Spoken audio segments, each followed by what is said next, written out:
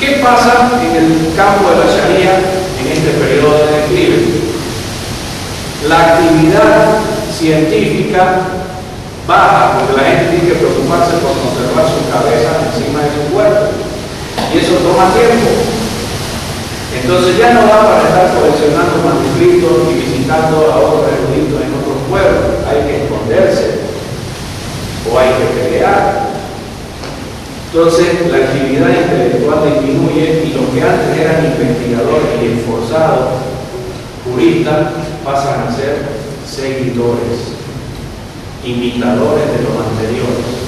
Porque es más fácil leer un solo libro y querer replicar todo con un solo libro a innovar, investigar, proponer cosas nuevas y entrar en situaciones nuevas.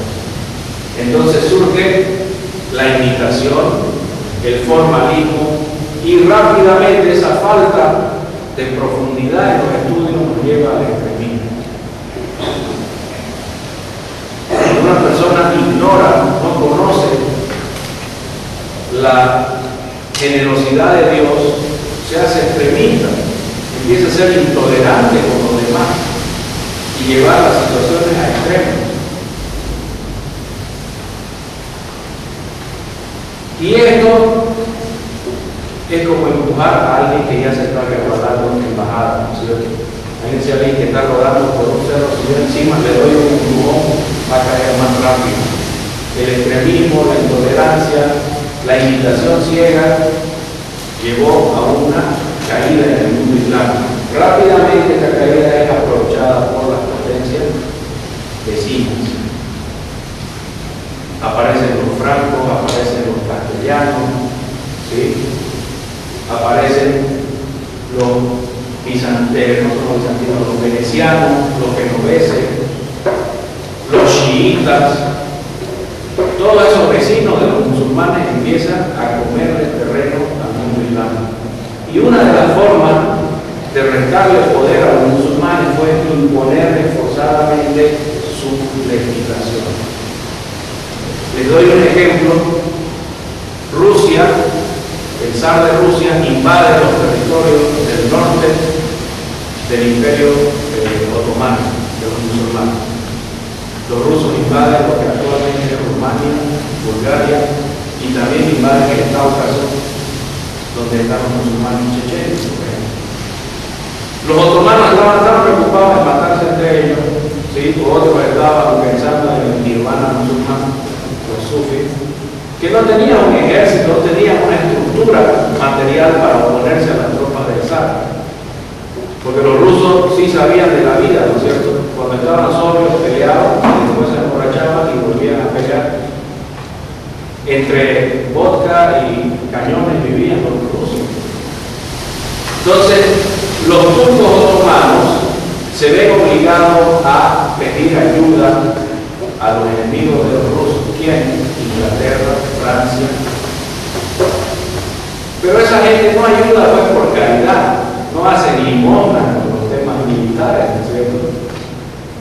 Inmediatamente Inglaterra y Francia le exigió a Turquía de que implemente en su territorio juzgados de derecho romano y que sea enseñanza obligatoria del derecho romano en territorio turco-otomano y que las personas que quieran puedan recurrir a un juzgado de derecho romano en vez del juzgado de Sharia. Este es un ejemplo que se repitió en varios otros lugares. Y no es nada extraño la famosa alianza que hubo entre los ingleses y los chiitas. ¿Sí? El Shah de Irán siempre estuvo aliado con los ingleses para poder aumentar su territorio en la zona.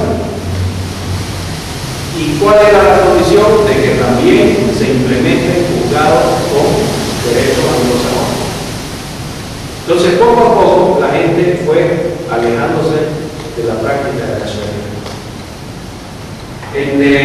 Ahora en el mundo islámico lo llaman Kulliyat Qanun, se dice a las facultades de derecho romano o derecho anglosajones. Y Kulliyat Sharia debería ser una facultad de derecho islámico.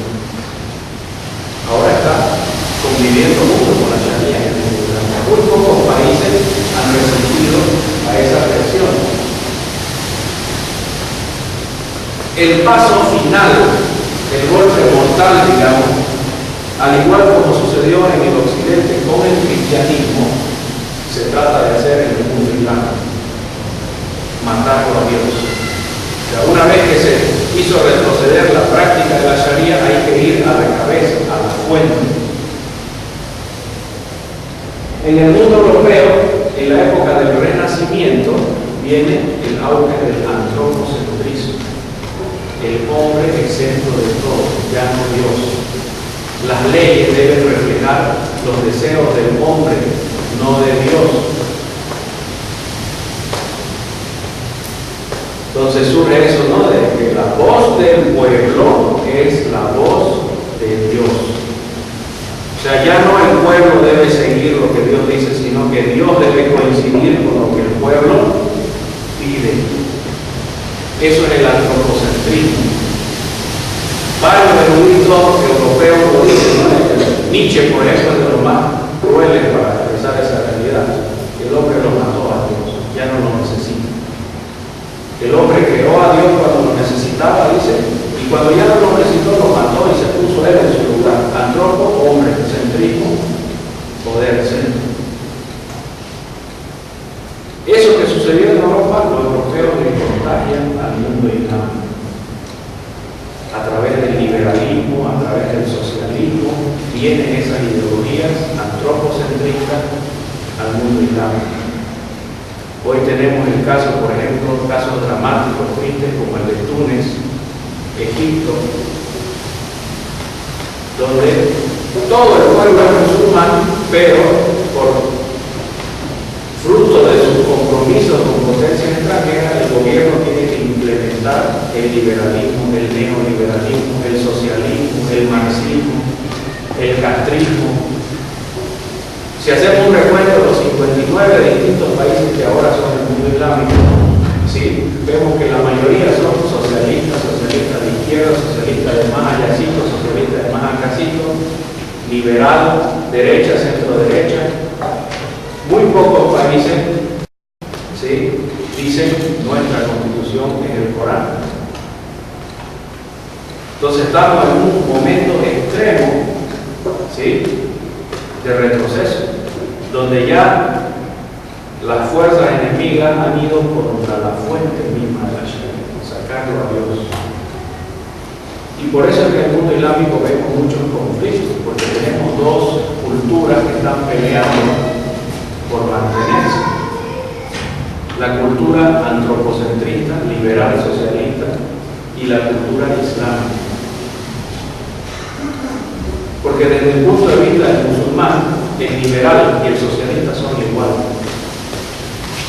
Tanto los liberales como los socialistas dicen la voz del pueblo es la voz de Dios. Y lo que el pueblo decida, el gobierno lo debe aceptar, aunque vaya en contra de la voluntad de Dios. Desde nuestro punto de vista, un neoliberal, oligarca y un socialista sindicalero son exactamente iguales. Solo varía su ropa, su olor, su forma de hablar, no sé. Pero esos son detalles que no importan. Ambos grupos, ambas tendencias, derecha e izquierda, ¿sí?, están en contra del Islam. Así vemos, por ejemplo, el gobierno de Egipto combate al Islam. Desde el gobierno. En Túnez se los persigue y se los encierra a los musulmanes. En Argelia hubo una guerra civil que continúa hasta ahora. El día que los musulmanes ganaron las elecciones, los militares nacionalistas, hicieron un golpe y la guerra sigue hasta hoy, la famosa y sangrienta guerra civil de Argelia. Y encima tienen la desfachatez de echarle la culpa al Islam. Cuando el Islam fue todo lo tolerante posible, impusieron el sistema democrático liberal y los musulmanes organizaron partidos y participaron en las elecciones y las ganaron las elecciones porque el pueblo es musulmán. Al día siguiente que salió el resultado del 80% de los votos que eran para el partido islámico, golpe de Estado. Y los argelinos siguen peleando hasta ahora. Y así y en varios otros países. Entonces, estas fuerzas, digamos, antropocentristas están queriendo descabezar a la Sharia y quitarle su fuente. En otros países vemos de que surgen constituciones de legislación híbrida, es decir, mezclan la Sharia con el derecho liberal o el socialismo. En Siria, por ejemplo, tenemos un gobierno socialista, ¿sí?, pero que tiene que introducir algunos capítulos de Sharia, especialmente el capítulo de derecho familiar, para que el pueblo no se levante, para tener engañada a la gente, diciéndole que ahí está, se practica la ley Sharia. En Egipto también, después de que se quiso imponer el nacionalismo, el socialismo en los 60, el gobierno egipcio tuvo que retroceder e incorporar capítulos de Sharia en su constitución. ¿Por qué está sucediendo esto? Porque resulta que el pueblo del mundo islámico se está levantando. Y se está levantando con una conciencia islámica. El engaño del nacionalsocialismo en los años 60 se acabó, la gente se dio cuenta que era mentira.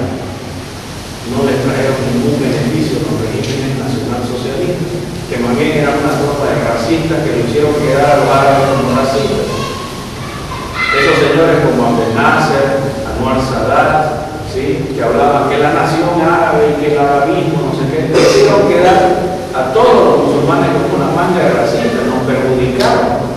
Porque en el mundo islámico nunca se habló de que los árabes eran mejor o peor.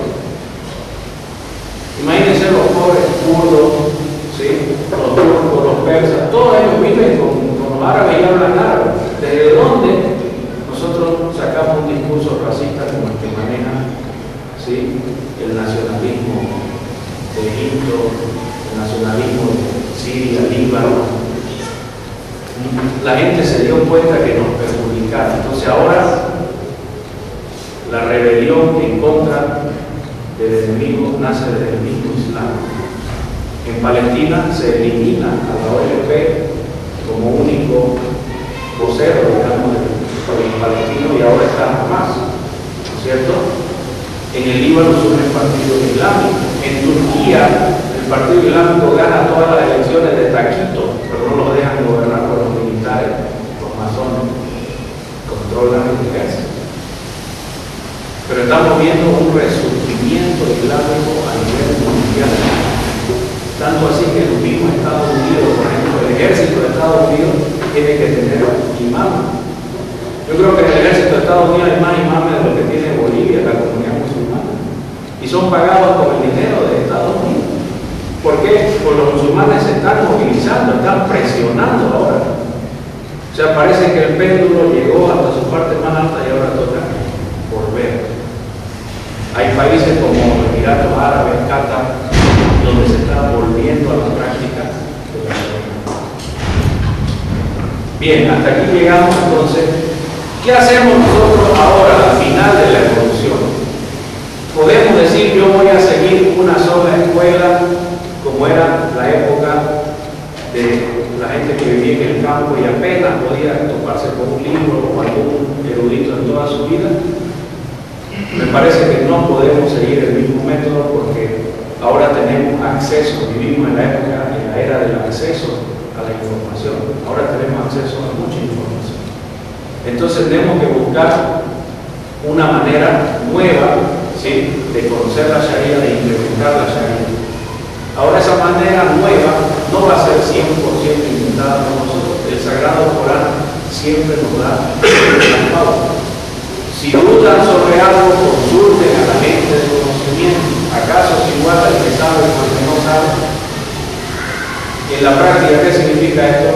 Que puede ser que yo duerma enchufado a la internet, pero eso no me va a hacer una persona de conocimiento. Necesariamente necesito tener un estudio ordenado, científico. La internet, lamentablemente, nos satura con datos, pero no los organiza. Los datos que nos da la internet no se convierten en información ordenada. Yo quiero saber sobre el cóndor de California y me meto, el primer website que yo encuentro es el Club de los Amigos del Cóndor de California, y me va a decir que el Cóndor de California es lo básico, y que California se va a hundir si el Cóndor se desaparece. El segundo en la lista del buscador va a ser enemigo del Cóndor de California, es una peste, esa bestia mata a las ovejas y a las vacas, habría que exterminarla, o trasladémoslos a Florida, devolvámoselos a los andinos, no sé. ¿Y qué hacemos nosotros? Tenemos muchos datos, pero seguimos como al principio, no sabemos si el cóndor es bueno o es malo. ¿Qué es el cóndor? Lo mismo sucede con lo que nosotros leemos en Internet. Tenemos acceso a muchos datos, pero no los podemos organizar. Entonces es necesario nomás el estudio formal, en cierta manera. Ahora aquí hay una gran falta, porque resulta que no tenemos acceso al estudio formal. Muy pocos musulmanes de América pueden acceder a los estudios universitarios. Entonces tal vez la solución sería rebajar el estudio formal a niveles de técnico medio, técnico superior, crear institutos, ¿sí?, en varios lugares del mundo donde las personas puedan ir y estar 1 o 2 años tal vez y aprender lo básico y crear cursos